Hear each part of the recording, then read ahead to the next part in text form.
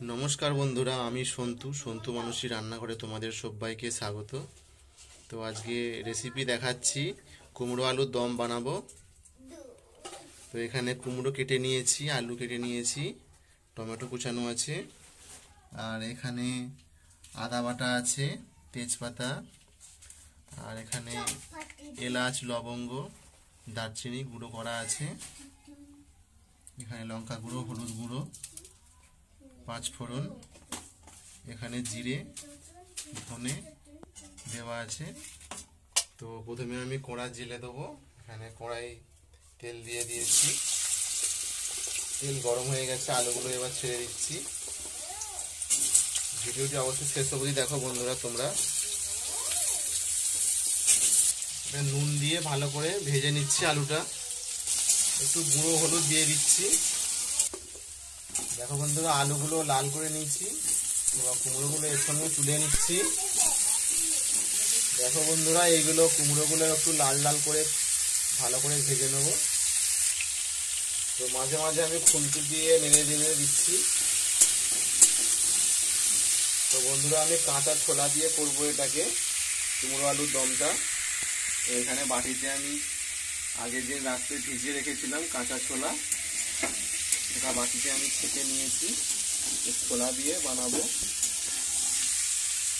দেখো বন্ধুরা, এগুলো এবার তুলে নিচ্ছি।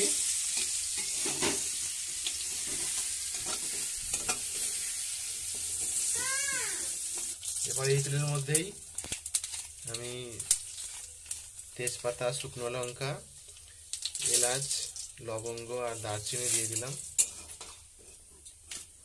পাঁচ ফোড়নটাও দিয়ে দিয়েছি এর মধ্যে। এবার আদা বাটা যেটা আছে, টমেটো দিয়ে দিচ্ছি,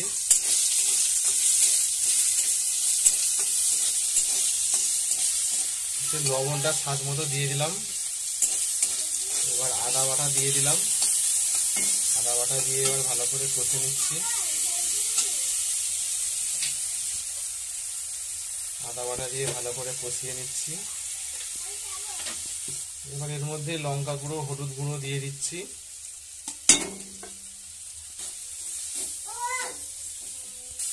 একটু জল দিয়ে দিচ্ছি, ভালো করে কষিয়ে নিচ্ছি। জল দিয়ে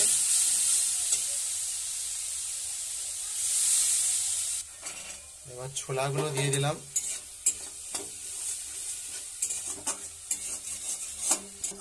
মশলা কষানো হয়ে গেছে, এতে ছোলা দিয়ে নেড়ে নিয়ে অল্প জল দিয়ে দিয়েছি। এবার ভেজে রাখা আলু কুমড়োগুলো তুলে দেবো এর মধ্যে, দিয়ে ভালো করে নাড়িয়ে নিচ্ছি। দিয়ে এবার এতে আরো কিছু পরিমাণ জল দিয়ে সেদ্ধ করতে দেবো। অল্প একটু সামান্য চিনি দেওয়া হবে, কুমড়ো তরকারি একটু মিষ্টি মিষ্টি হয় বন্ধুরা, খুব সামান্য চিনি দিতে হবে এতে। এতে চা চামচের 3 চামচ চিনি দিয়ে দিচ্ছি। এবার জল ঢেলে দিচ্ছি। এবার এটা সেদ্ধ হয়ে গেলে রেডি হয়ে যাবে তরকারিটা।